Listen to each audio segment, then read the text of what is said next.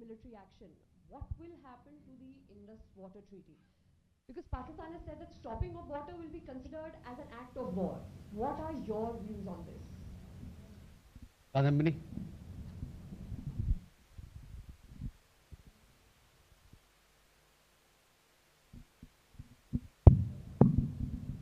Kadambari Sharma, independent journalist. Sir, Donald Trump ने एक बयान दिया है कि उन्होंने सीज फायर जो हुआ है वो उन्होंने ट्रेड का हवाला देकर कराया है। तो क्या प्रधानमंत्री मोदी और डोनाल्ड ट्रंप के बीच ट्रेड को लेकर कोई बात हुई है इस संदर्भ में? सिद्धांत।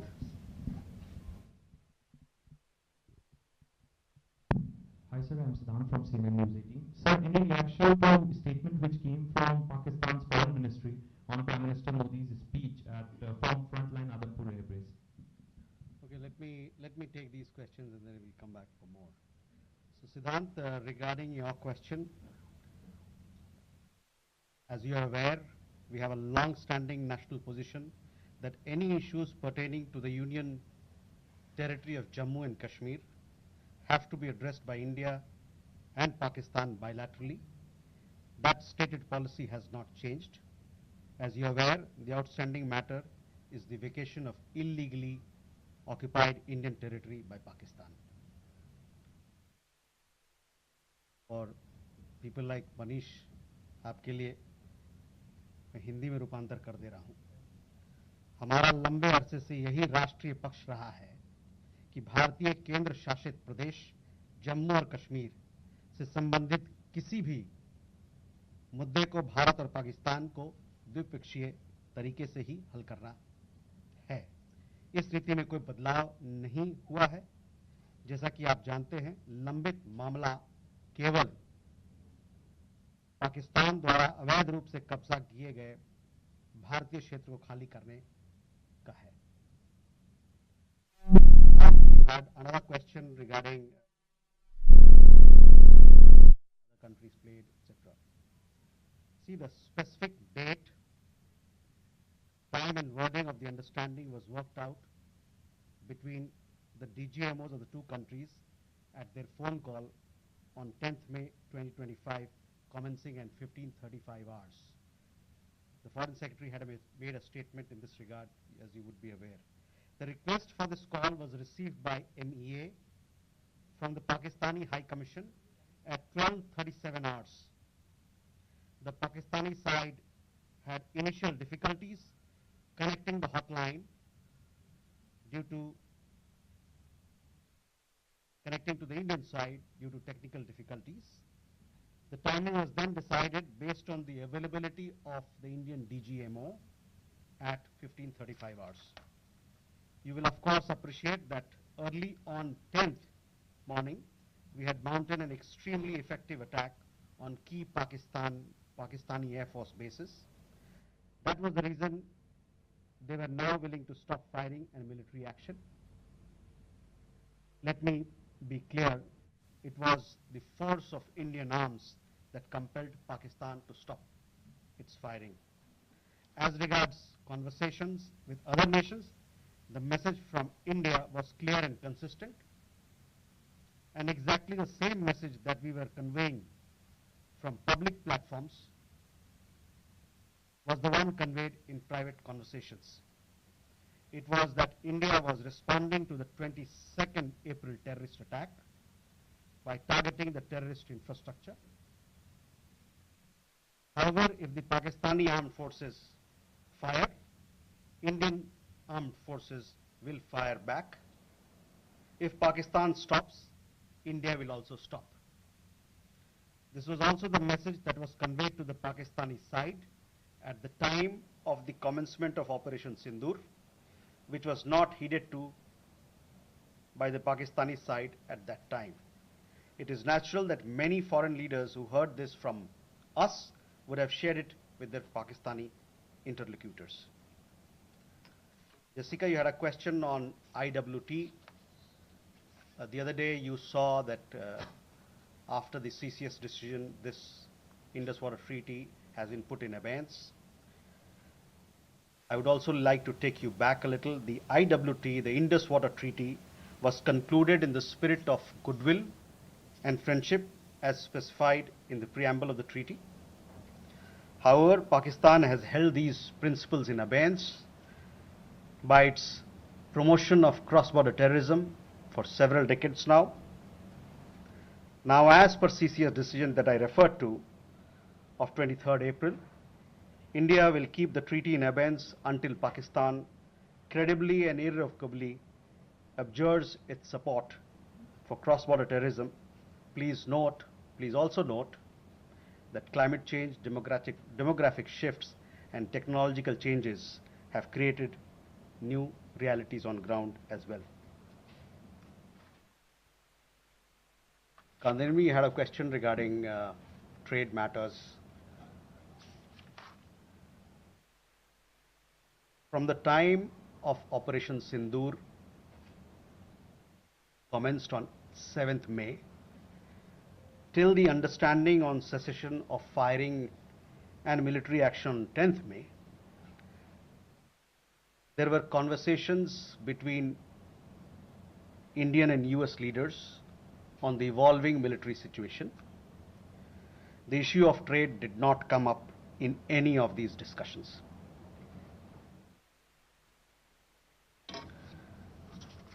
Siddhant, you had a question on the latest statement issued by the Pakistan Foreign Office. We have seen the statement made by the Pakistani side that a nation which has nurtured terrorism on an industrial scale should think that it can escape the consequences is fooling itself. The terrorist infrastructure sites that India destroyed were responsible not only for the deaths of Indians, but of many other innocents around the world. There is now a new normal. The sooner Pakistan gets it, the better it is. Shall we take more questions? Aditya?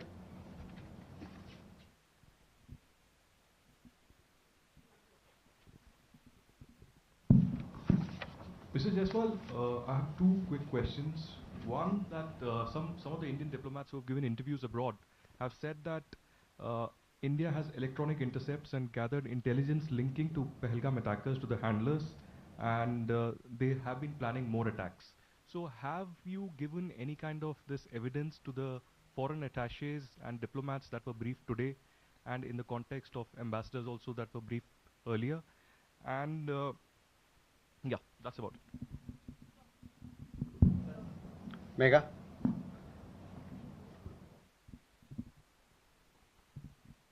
Good evening, sir. Megha from NewsX. My question is that India, it's being reported, is going to be sending a team to the UNSC 1267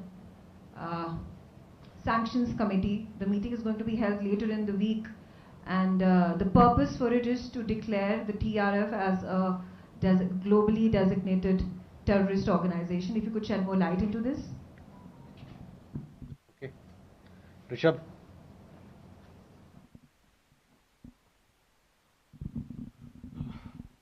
Spokesperson, good evening. Rishabh from Times. Now, I have just two questions here. Pakistan Foreign Minister Ishaq Dar has given an interview to CNN, and where he has claimed success and suggested that India was keen to have the ceasefire. Your comments on that?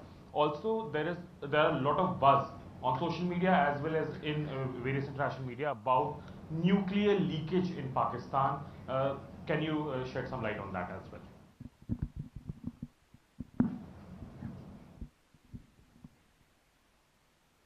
Manas? This is Manas from PTI.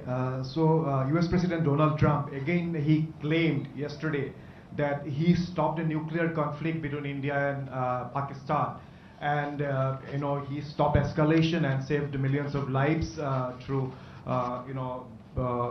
by reaching out to both capitals.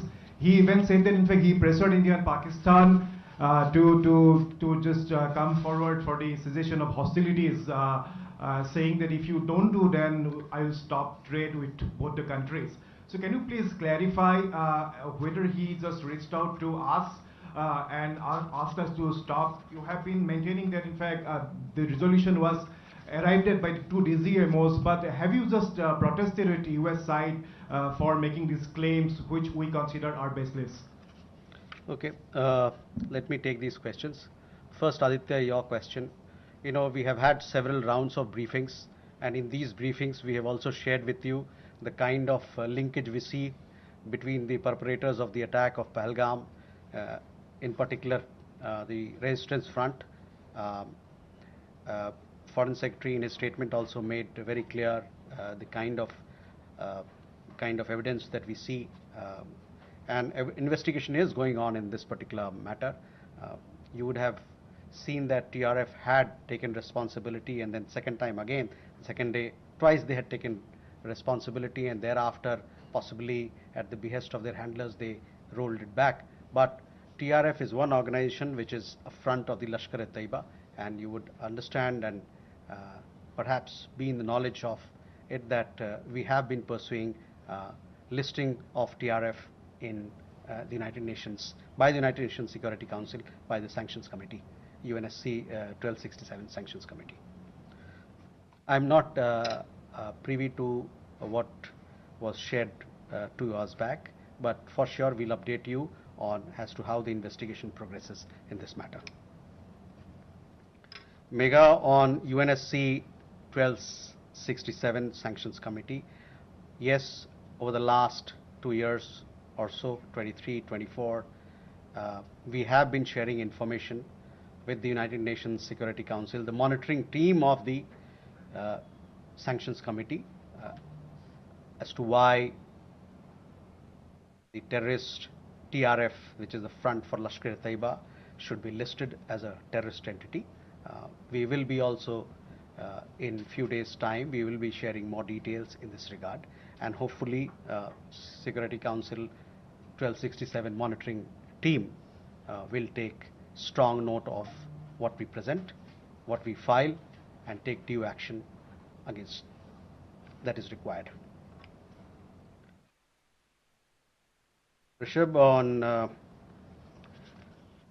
your question regarding the interview that the Pak Foreign Minister gave. In the last week, as a result of Operation Sindoor, Pakistan has seen its terror centers in Bahawalpur, Murudke, Muzaffarabad, and other places destroyed. You have been informed of it in several of the briefings that we've had. Thereafter, its military capabilities were significantly degraded by us, and key air bases effectively put out of action. If the Pakistani FM wishes to project these as achievement, obviously he is welcome to do so. Where India is concerned, our stand was very clear and consistent from the start.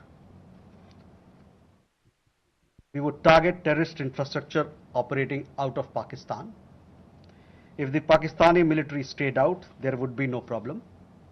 If they fired on us, we would respond suitably. Till the night of 9th May, Pakistan was threatening India with a massive assault. Once their attempt failed on 10th May morning, and they received a devastating Indian counter response, their tune changed, and their DGMO eventually reached out to us. I just referred to the timings, etc., as to when they reached out. In essence, India's position remained the same. Pakistan's position changed on 10th May morning after its air bases were effectively put out of action. All you have to do is to look at who called who to negotiate the terms of the cessation of firing. By the way, you know, we are living in a day and age where you have satellite pictures available commercially. I urge you to look at the satellite pictures of the sites which Pakistan says or claims to have attacked in India. Contrast it with the sites and places which we successfully targeted and destroyed. That will give you a clear answer. You know, claiming victory is an old habit. 1975 की बात यही थी 71 की बात यही रही, 1999 Kargil war में भी यही राग आलापा। तो पाकिस्तान का तो पुराना ये उनका ढोल बजाने का है, जो रवैया है, आलापने का रवैया है, ढोल बहुत पुराना है। परस्त हो जाओ लेकिन ढोल बजाओ।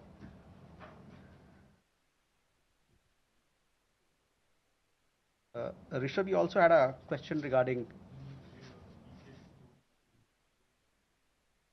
on that. I think there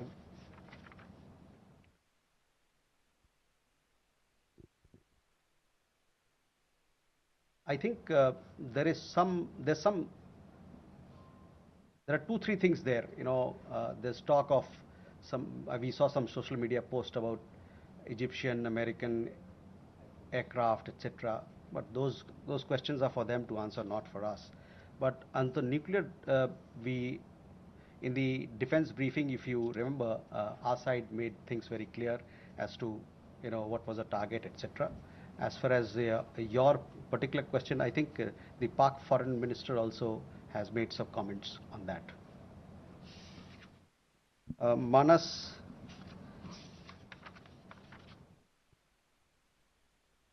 about nuclear issue that you pointed out. See, the military action from our side was entirely in the conventional domain. This was also made very clear in the defense briefing yesterday. There were some questions also which were asked.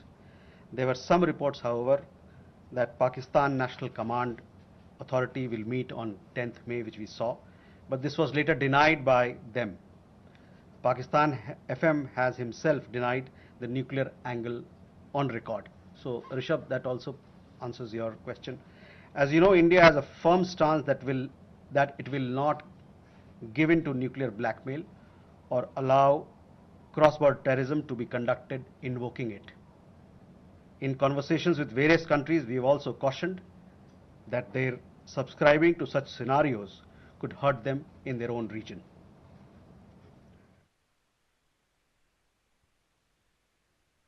Can we take more questions? Okay.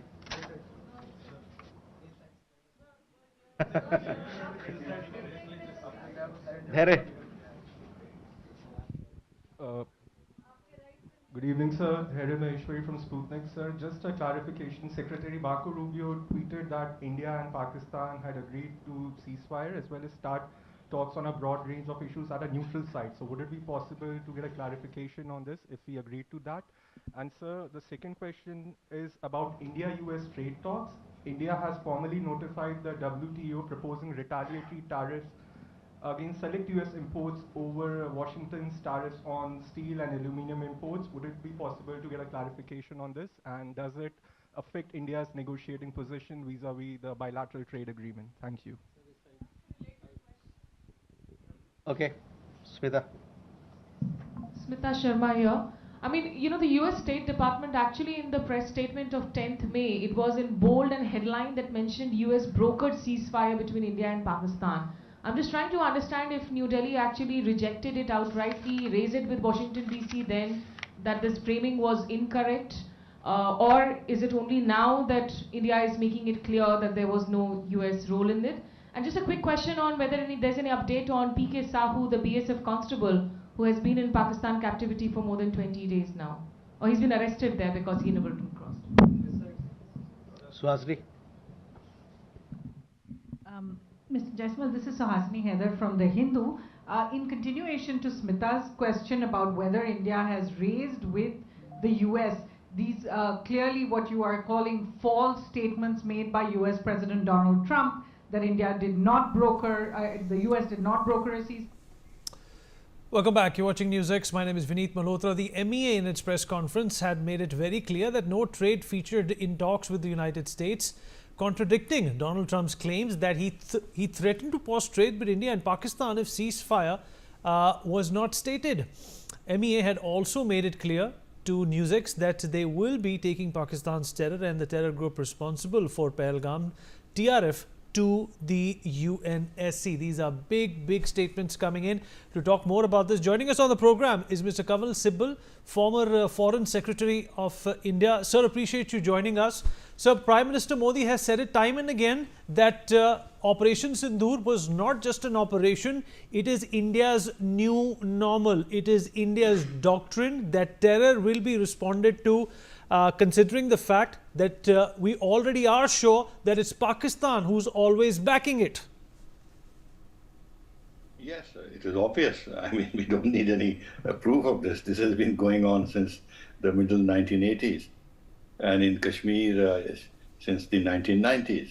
And there have been a string of attacks. If you look at the list, it's a very long list of terror attacks from Pakistan against Indian targets. The 2008 Mumbai attack being the most egregious, but there have been others too. And then ending with this Pahalgam attack. So there is complete clarity insofar as we are concerned that Pakistan is the hub of terror activities, not only against India, but if you look at their larger record, it's a hub of terror activities regionally and internationally. They had a fingerprint in the World Trade Center bombing.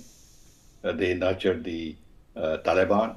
They helped Taliban gain power the second time in Kabul.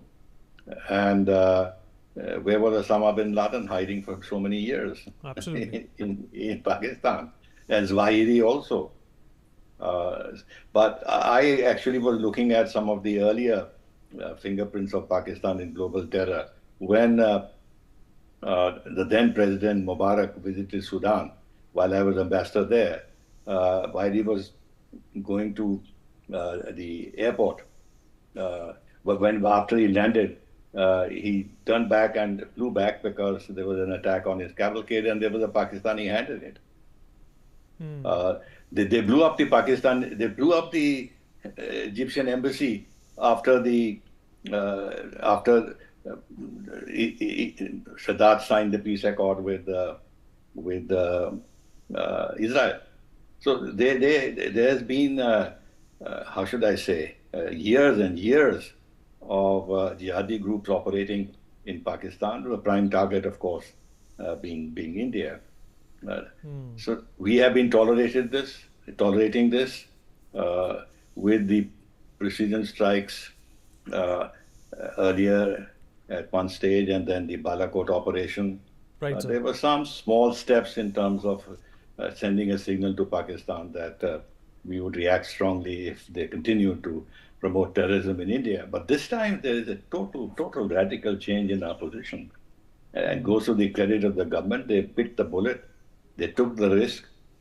They bombed something which is unimaginable, Bahawalpur and Murid-ke. Absolutely. The harbor of the Lashkar-e-Taiba and the Jaish-e-Mohammed. Plus when Pakistan escalated. Right, sir. So we were not afraid of the nuclear overhang and everything else and the nuclear threat of Pakistan. We went and bombed their bases. So you're absolutely Certainly now there's a new normal. So you're absolutely right. This is the new normal. You also said something very correctly, that there is a radical change in India's doctrine, but we still are pressing that we will go to the 1267 committee at the UNSC and try to show that the TRF is a terrorist organization and have it banned and blocked, something that we have tried in the past as well. But to China's advantage for being a permanent member, India has always been disappointed. Do we really need to do that, since we already can anticipate what's going to happen, sir? There's no harm. Let's expose China.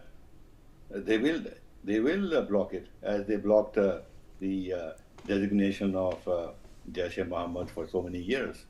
They will block it. But there's no harm in actually exposing them, putting pressure on other members of the committee to recognize the fact that the resistance front had actually owned up this terrorist attack, but later withdrew, obviously because then they were handing over proof to India that the Pakistani-based organizations were behind this attack. Now, apart from the Chinese objection, I think I don't think we'll get through with this, because if you notice the statement that was issued by the press statement that was issued by the UN Security Council, which France, when France was leading this, the Pakistanis boasted that they worked behind the scenes and got a reference to the resistance front eliminated from the joint statement, from the press statement. Which therefore means that since Pakistan is currently now a member of the UN Security Council, they will work overtime to prevent this indirect finger pointing at India. So China and Pakistan will work together. But there is no harm. In fact, on the contrary, we should press home this and keep the pressure on. So what did you make of all the PR stunt that Pakistan has been doing, completely contradicting to what has really happened without giving any proof? Do you think that is also another case in fact for India to take to the international community and corroborate our case that Pakistan, says and vouches without having any substantiation that it has actually, harmed any Indian bases or, downed any jets? Look, this is a losing battle. I've been reading the press. It's very frustrating, the Western press. They are projecting the Western, the Pakistani narrative. They are making it appear that at best it was Pakistan that got the better of India, and at worst it was a draw. And the focus is on the presumed downing of the Rafale aircraft and the efficacy of the Chinese jets and the Chinese anti-Chinese missiles.